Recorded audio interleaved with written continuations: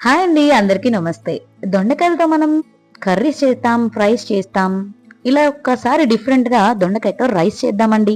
చాలా టేస్టీగా ఉంది. ఒక్కసారి ట్రై చేయండి. మనం దొండకాయల్ని మార్కెట్ నుంచి తెచ్చిన వెంటనే చేస్తేనే మనకిలా రైస్ ప్రిపేర్ చేయడానికైనా, కర్రీస్ అయినా, ఫ్రైస్ అయినా అవుతుంది. లేదంటే గనక ఏమవుతుందో తెలుసు కదా! ఇమ్మీడియేట్‌గా పండిపోతాయి. ఫ్రిడ్జ్‌లో పెట్టినా యూజ్ లేదండి. అయితే మనం చక్కగా దొండకాయల్ని ఇలా రౌండ్‌గా కట్ చేసుకొని కుక్కర్‌లో వేసేసుకొని ఉడికించేసుకుందాం. చాలా ఫాస్ట్‌గా అవుతుందండి. లేదంటే గనక ఆయిల్‌లో ఫ్రై చేసుకుంటే టైం పడుతుంది. ఇప్పుడు మనకి చక్కగా ముక్కలన్నీ వేసుకున్న తర్వాత కొన్ని వాటర్ అలానే పసుపు, ఉప్పు వేసుకొని మొత్తం అంతా ఒక్కసారి కలిపేసి మూత పెట్టేయండి. మనకొక 2 విజిల్స్ వస్తే సరిపోతుంది. ఇప్పుడైతే స్టవ్ ఆన్ చేసుకొని కుక్కర్‌ని పెట్టేద్దాం.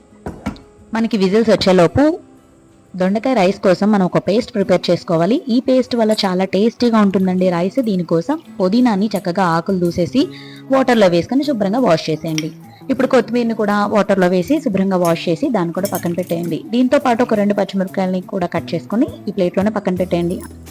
ఆ తర్వాత 2 ఉల్లిపాయలు తీసుకున్నాను. చక్కగా తొక్క తీసి శుభ్రంగా వాష్ చేసుకొని ఇలా పొడుగ్గా కట్ చేసుకోండి. ఈ 2 ఉల్లిపాయలని మనం 2 విధాలుగా వాడతాము. ఒకటి పేస్ట్ కోసం వాడతాం, ఇంకొకటి ఫ్రై కోసం వాడతాం. ఇప్పుడు కుక్కర్ మనకి 2 విజిల్స్ వచ్చేసింది. స్టవ్ ఆఫ్ చేసేద్దాం. ఈలోపు మిక్సీ గిన్నె తీసుకొని అల్లం, వెల్లుల్లిపాయ, జీలకర్ర, ఆ తర్వాత మనం ఉల్లిపాయ కట్ చేసుకున్నాం కదా, ఒక సైడ్ ఉల్లిపాయల్ని అందులో వేసేయండి. ఇప్పుడు మనకి పుదీనా, కొత్తిమీర అలాగే పచ్చిమిర్చి అండి. ఆ తర్వాత ఒక టమాటాని వేసి చక్కగా మెత్తగా పేస్ట్ చేసేసుకోండి. ఇంట్లో మనకి రైస్ ఆల్రెడీ ఉంటే గనక ఓకే, లేదంటే గనక కాస్త రైస్ని కూడా ఈ టైంలోనే మనం ఉడకబెట్టేసుకొని చల్లారబెట్టుకొని పక్కన పెట్టుకోవాలి. ఇప్పుడైతే కుక్కర్ మనకి విజిల్ అయితే ప్రెజర్ పోయింది. మూత తీసేసి చక్కగా స్ట్రైన్ చేసేసుకుందాం. తర్వాత స్టవ్ వెలిగించుకొని స్టవ్ మీద ఒక కళాయి పెట్టుకొని మనం రైస్ని తాలింపు పెట్టేసుకుందామండి. కళాయిలో కాస్త ఆయిల్ వేసుకొని ఆవాలు వేయండి. ఆవాలు చిటపట అయిన తర్వాత కాస్త మినపప్పు అలానే కరివేపాకు, ఇందాక మనం కట్ చేసి పెట్టుకున్న ఉల్లిపాయ ఉంది కదా, అది కూడా వేసేసుకొని ఒక్క ఎండుమిరపకాయ వేసుకొని చక్కగా ఎర్రగా వచ్చేంత వరకు ఫ్రై చేసేయండి. ఇలా ఫ్రై అయిన దాంట్లో మనం మిక్సీ చేసి పెట్టుకున్న కొత్తిమీర, పుదీనా పేస్ట్ ఉంది కదా, ఆ పేస్ట్ని ఇందులో వేసుకొని చక్కగా ఫ్రై చేసేయండి. పచ్చిదనం పోయేంత వరకు ఫ్రై చేయాలి.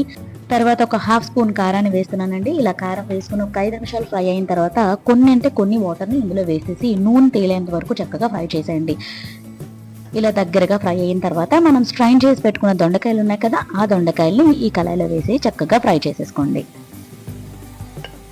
మనం ఆల్రెడీ దొండకాయలో ఉప్పు అనేది వేసేసాం కదా, కాకపోతే ఇందులో రైస్లో మనకి సరిపడా ఉప్పును వేసుకోవాలి కదా, అది కూడా చూసుకొని అడ్జస్ట్ చేసుకొని వేసుకోండి. ఇప్పుడైతే ఒక 1 స్పూన్ నెయ్యిని వేస్తున్నానండి. మనం రైస్ కోసం కదా ప్రిపేర్ చేసుకుంటున్నాం కర్రీని, దానివల్ల కాస్త నెయ్యిని వేసి మూత పెట్టేసి ఒక 5 నిమిషాలు ఫ్రై అయిన తర్వాత ఒక్కసారి టేస్ట్ చూడండి. మనకి పేస్ట్ వేసాం కదా, కాస్త పచ్చివాసన అనేది ఉంటుంది. ఆ పచ్చివాసన పోయేంత వరకు చక్కగా ఫ్రై చేసేయండి. ఆ తర్వాత ఫ్రై అయిన తర్వాత మనం ఇది చపాతీలోకి ఇలా తీసుకోవచ్చు, లేదంటే కనుక ఈ రైస్ని మనం ఇందులో వేసేసుకొని ఇలా కూడా తీసుకోవచ్చు.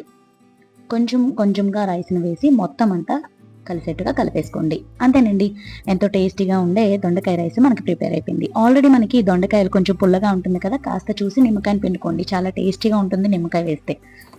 నిమ్మకాయ వేసిన తర్వాత ఒక్కసారి రైస్ అంతా మొత్తం మిక్స్ చేసేసుకొని మూత పెట్టేయండి. నిమ్మకాయ ఫ్లేవర్ అనేది మొత్తం అంతా రైస్కి పడుతుంది కదా, ఒక్క 5 నిమిషాల తర్వాత మనం మూత తీస్తే మనకి దొండకాయ రైస్ ప్రిపేర్ అయిపోయినట్టే.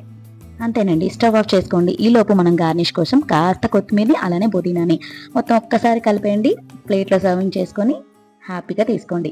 ఎంతో టేస్టీగా ఉండే దొండకాయ రైస్ ప్రిపేర్ అయిపోయింది. మరైతే ఈ రైస్ని మీరు అందరూ చేసి ఆ టేస్ట్ అనేది ఎలా ఉందో నా కామెంట్ సెక్షన్లో చెప్తారని ఆశిస్తున్నాను. మరి నా వీడియో కనుక మీకు నచ్చినట్లయితే ప్లీజ్ లైక్ చేసి, షేర్ చేసి అండ్ సబ్స్క్రైబ్ చేయండి. Thank you.